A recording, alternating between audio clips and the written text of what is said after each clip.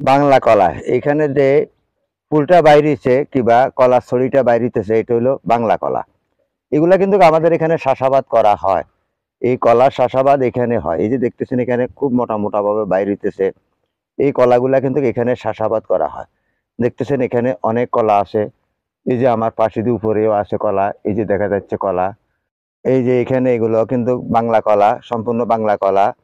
তবে হ্যাঁ, কলা গাছের মাধ্যমে আপনার বেশি কলা গাছ হয়ে গেলে কিন্তু সেখানে কলা বলিষ্ঠ হয় না। কলা গাছ পাতল করতে হয়। কলা গাছের পাশে যদি চারাগুলা বাইর হয় কিছু চারা কেটে দিতে হবে, দুই একটা চারা রাখতে হবে। এই যে দেখতেছেন এগুলো কিন্তু কলা, এগুলো কলা। এই যে দেখতেছেন এখানে এগুলো হইলো কলা, এগুলো কিন্তু বাংলা কলা। এখানে সম্পূর্ণ বাংলা কলা। দেখেন অনেক বড় হয়েছে ছড়াটা। কলাগুলো অনেক বলিষ্ঠ হচ্ছে। এই যে দেখা যাচ্ছে আপনারা স্ক্রিনে দেখতেছেন, আমি জুম দিয়ে দেখাচ্ছি আপনাদেরকে। এই কলাগুলো এখানে চাষাবাদ করা হয়। এখানে শুধু কলা বাগান আর কলা বাগান। এই যে দেখতেছেন সম্পূর্ণ কলা বাগান। তাই আপনারা এইভাবে কলা চাষ করতে পারেন। পাহাড়ি এলাকায় যথেষ্ট পরিমাণের কলা হয়।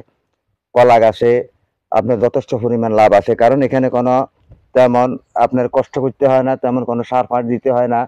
এই কলা গাছ দেখতেছেন এখানে সম্পূর্ণ কলা আর কলা।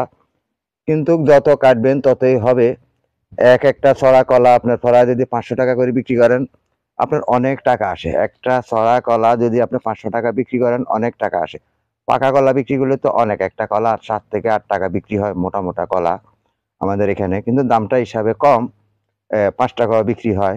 তাই এইভাবে কলা চাষাবাদ করুন। অবশ্যই আপনার সেখান থেকে কিছু টাকা আসবে, কিছু আর্নিং আসবে।